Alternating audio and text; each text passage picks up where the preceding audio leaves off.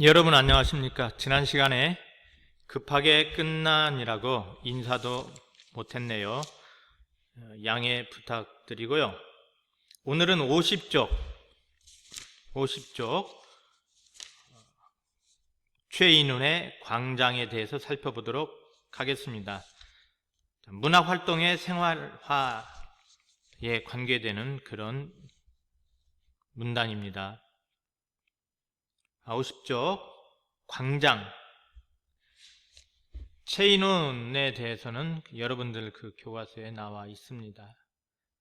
한번 읽어봐 주시고, 핵심 정리를 보면 갈래는 장편소설입니다. 장편소설의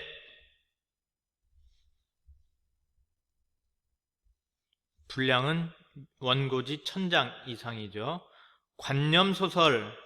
자, 관념이란 말은 이데아 또는 이데올로기 이런 말인데, 관념의 사전적 의미로는 사람의 마음속에 나타나는 표상, 상념, 개념 또는 의식 내용을 가르치는 말이다.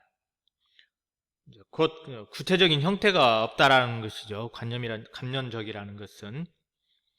그러나 이제 그 소설에서는 관념적이다라고 하면은 어떤 의식적이다 또는 이데올로기적이다 이렇게 보시면 되겠습니다. 시점은 전지적 작가 시점이 되겠고요. 배경은 시간적 배경, 해방 직후부터 6.25 전쟁 휴전까지. 공간적 배경은 남한과 북한, 인도양으로 이제 떠나게 되는데, 즉 중립급으로 향하는 도중에 배에서 명주는 바다에 투신한다, 이렇게 전체 줄거리에 보면 나와 있습니다.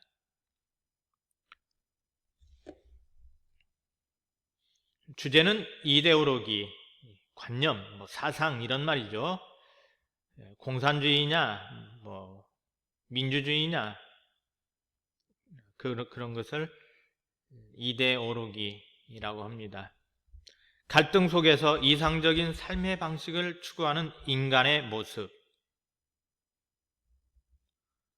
주제가 되겠고요. 특징은 전체적으로 과거를 회상하는 방식으로 서술되어 있습니다. 그리고 남과 북 체제, 객관적 거리를 유지하며 남과 북을 동시에 비판합니다. 핵심 정리 살펴보았고요. 전체 줄거리는 여러분들이 한번 읽어봐 주시기 바랍니다. 최인환도 읽어봐 주시고, 선생님이 읽어주면 좋은데 시간이 너무 빨리 유수처럼 지나갑니다. 바로 들어가도록 하죠. 중립국, 지금 어디로 갈 것이냐 이제 물어보는 그 상황에서 주인공이 중립국이라고 말하는 부분입니다. 중립국. 자, 이것은 그 밑에다 써주세요. 이념이 배제된 공간. 중국 대표가 날카롭게 뭐라 외쳤다. 설득하던 장교는 징후에 찬 눈초리로 명준을 노려보며 내뱉었다. 자, 어떤 것을 설득하려고 그랬는데 설득하지 못하니까 그 적대적인 감정을 드러내고 있죠. 날카롭게 뭐라 외쳤다. 좋아.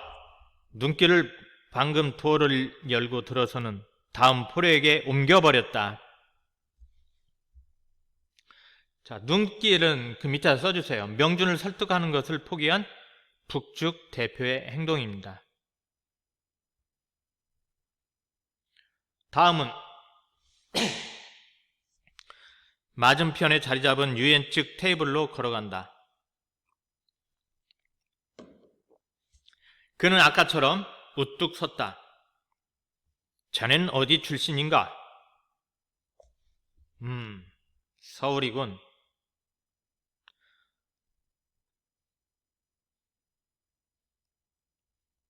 서울이군. 이제 그 명준의 출신을 근거로 이제 설득을 하려고 하는 거죠. 설득자는 앞에 놓인 서류를 뒤적이면서 중립국이라만 막연한 얘기요. 제 나라보다 나은 데가 어디 있겠어요?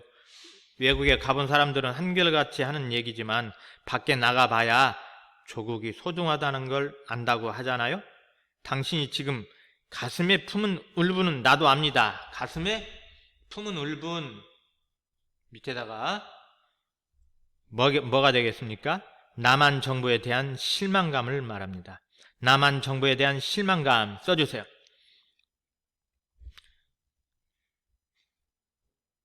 자, 어떤 것에 대한 실망감이냐?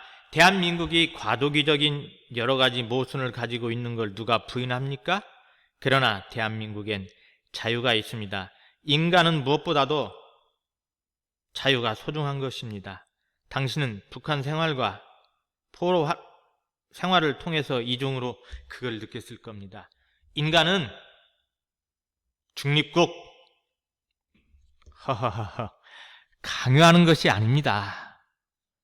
다만 내 나라 내 민족의 한 사람이 타양 만리 이국 땅에 가겠다고 나서니 동족으로서 어찌 한마디 참고되는 이야기를 안 할 수 있겠습니까? 우리는 이곳에 남한 2천만 여러분들 교과서도 보지만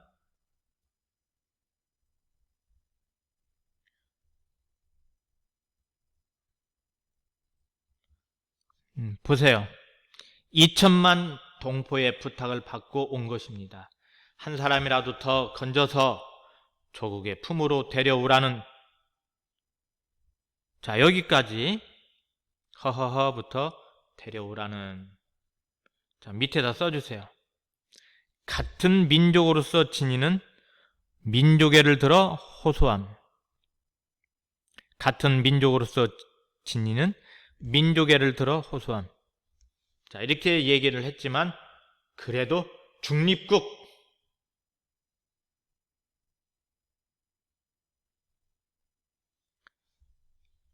당신은 고등교육까지 받은 지식인입니다. 조국은 지금 당신을 요구하고 있습니다. 당신은 위기에 처한 조국을 버리고 떠나버리렵니까? 과도기적 상황이기 때문에 명중과 같은 지식인이 필요하다고 강조하고 있습니다. 중립국 지식인일수록 불만이 많은 법입니다. 왜냐하면 지식인일수록 불만이 많다.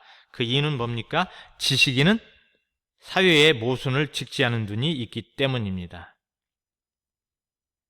그러나 그렇다고 제 몸을 없애버리겠습니까? 종기가 났다고 말이죠.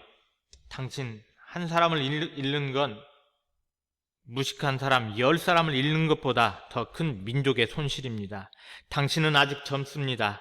우리 사회에는 할 일이 태산 같습니다. 나는 당신보다 나이가 약간 더 먹었다는 의미에서 친구로서 충고하고 싶습니다. 조국의 품으로 돌아와서 조국을 제거하는 일꾼이 돼 주십시오. 낯설은 땅에 가서 고생하느니 낯설은 땅은 어디입니까? 바로 명준이가 가고 싶어하는 곳 중립국입니다. 그쪽이 당신 개인으로서 행복이라는 걸 믿어 의심치 않습니다. 나는 당신을 처음 보았을 때 대단히 인상이 마음에 들었습니다. 어떻게 생각하지 마십시오. 나는 동생처럼 여겨졌다는 말입니다. 만일 남한에 오는 경우에 개인적인 조력을 제공할 용의가 있습니다. 어떻습니까? 자, 의견을 묻고 있죠. 명주는 고개를 쳐들고 반듯하게 된 천막 천장을 올려다보았다. 한층 가락을 낮춘 목소리로 혼잣말 외든 나직이 말했다. 중립국. 설득자는 손에 들어있던 연필 꼭지로 테이블을 툭 치면서 곁에 앉은 미군을 돌아보았다. 왜? 자, 여기다 밑에서 써주세요. 명준을 설득할 수 없다는 결론을 내린 남한 측 설득자의 행동. 눈을 찡긋하고 웃었다.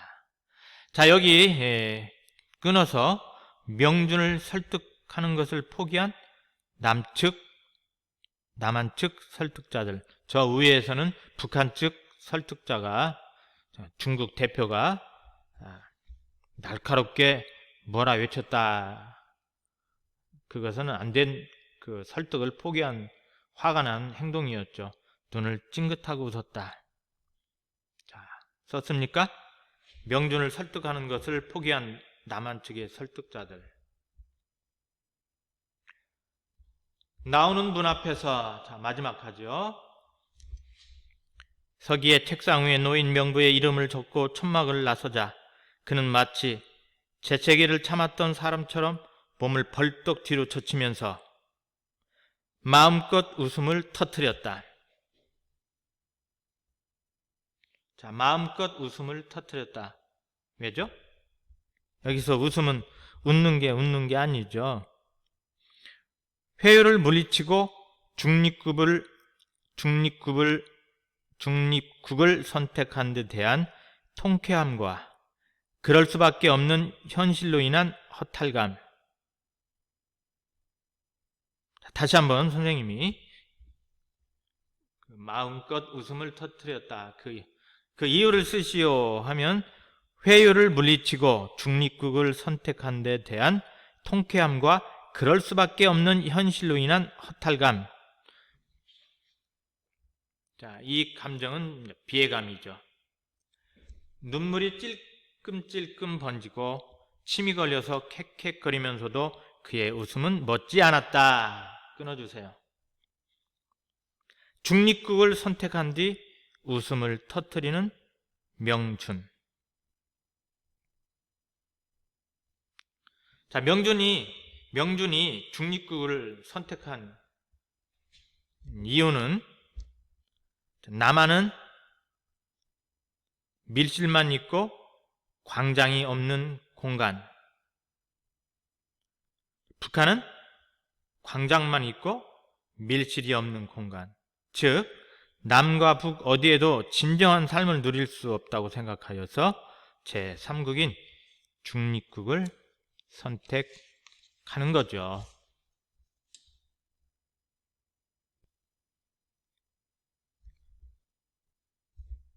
자, 여러분, 남한에서의 삶은 밀실만 있고 광장이 없는 것이고, 반면 북한에서의 삶은 광장은 있으나 밀실이 없는 것이었다.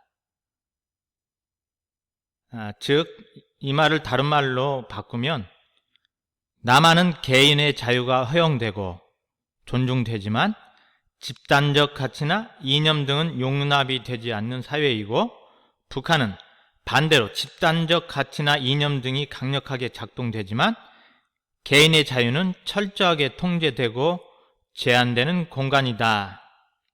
자, 이거는 무엇을 뜻하느냐면 남한의 자본주의 체제와 북한의 사회주의 체제가 모두 불완전한 것이고, 이 두 체제를 고수하는 한 분단의 종식은 어렵다고 작가의 통찰을 보여주고 있는 것입니다. 그래서 이 명준은